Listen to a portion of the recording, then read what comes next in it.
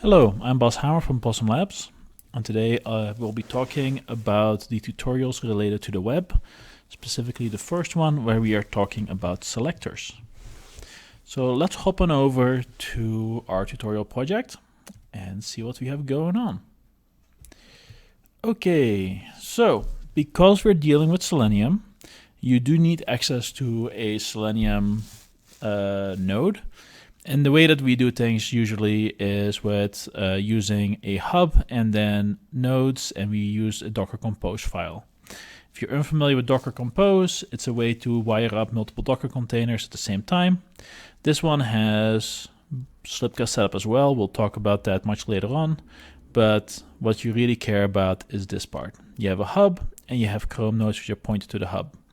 If you have a different setup or you use an online provider, you'll have to update some IPs and things like that.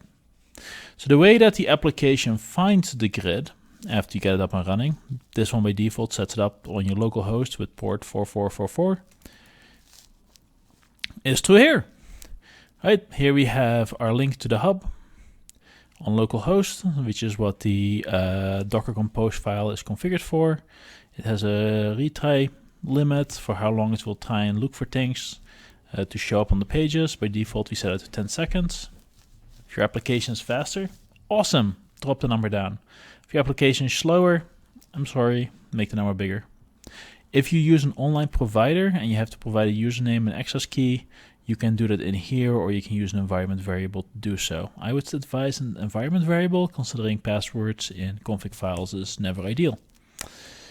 Okay, so given we've done this, what do we get? Well, what we get is the ability to interact with websites, right? We get the ability to navigate to things, and we get the ability to enter something into something.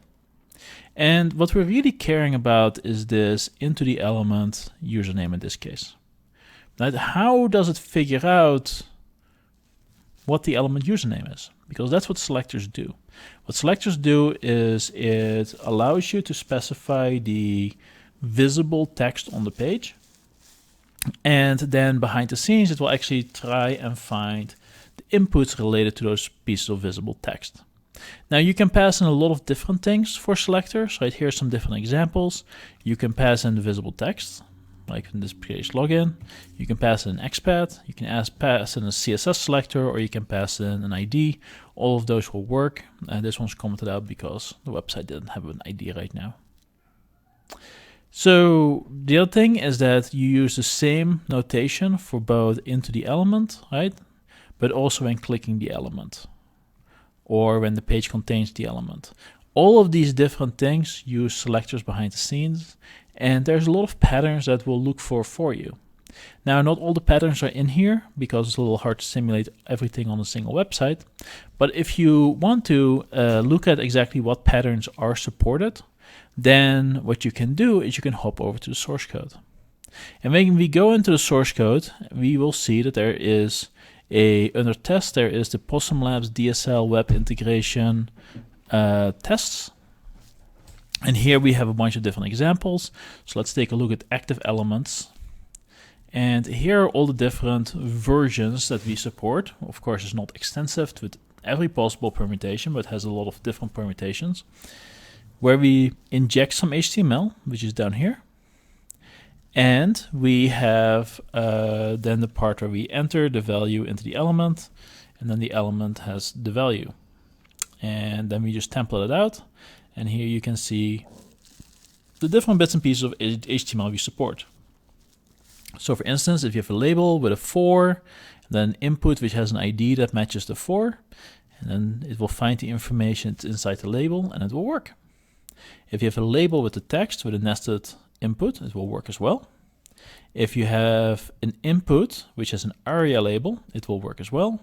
If you have an input with ARIA labeled by, and then the two labels that it refers to, it will work as well. The way you specify this is by just putting a space in between the first and the second label. This might be useful for like mailing address and shipping address, right? Or billing address and shipping address, where you have the same field appearing multiple times. You can use ARIA label by to make that clean. Also, if you have text areas, it will automatically figure it out for you.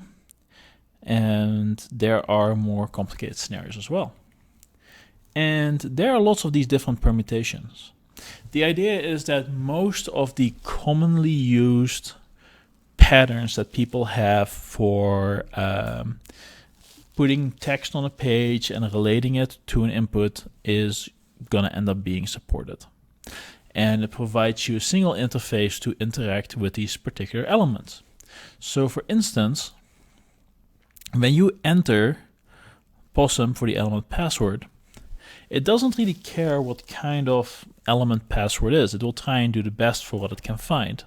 So if for some reason your drop-down list is a set of radio buttons, it will still figure out which one of those radio buttons matches Possum. And if it can't find it, it will of course throw an error. But if it's a drop-down, radio buttons,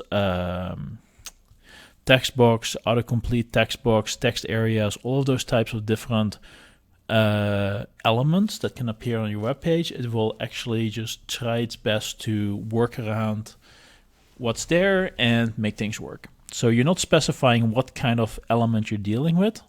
You can of course extend the framework to bring that information back in, but for right now it is very specific, it's very generic in allowing you to interact with elements regardless of what's going on. And the reason for that is that we're trying to test usually workflows, and we want to make sure that our workflow is complete. We're not really interested on whether or not something used to be a checkbox and then became a radio button and then became a drop down, and then later on people were like, well, we keep adding new versions, let's just make it a text area, right? And those types of changes happen to applications. When you first introduce a feature, you may think, well, people may want to have this one additional option on here, so I'll just make it a checkbox. And then people are like, well, we like that, but we also want an option for the next thing. Now you end up maybe looking at radio buttons, or then at some point you end up with a drop down. And this is just the common evolution path. And we don't want to fail tests when those types of changes happen, because these tests that we're dealing with are meant to focus on workflows. If you want to make sure that a certain type of input is being used on pages, that would be something you would want to test with a unit test. That's not really something that I would advise you use this framework for testing. This framework really focuses on doing the best it can to try and pass your tests. Also, because we don't care about the structure of your HTML as much, you're far more resilient to changes to the layout of the HTML. Right? So if people decide to restyle a page, chances are things are still going to work fine. If people decide to change something from a button to a link, chances are things are going to work just fine. Let's see, what else? For the people who wonder, well, where's your page objects class? There isn't one. Right? It will look at your HTML and it will try and search in there for one of the patterns it recognizes. And it will search for up to the amount of time you specified in the config file. The way that it works is it will actually look for a bunch of different patterns, and it will keep looking through all of the different patterns it knows about until those 10 seconds are up.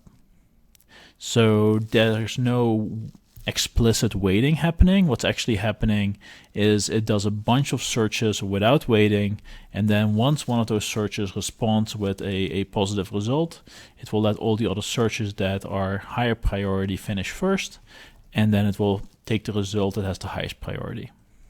So when you have a test that fails, it can't find the element, the exception you're going to get will be something along the lines of, hey, I tried this many times, I wasn't able to find it, and it will actually list off all the different ways it tried to find the element you specified.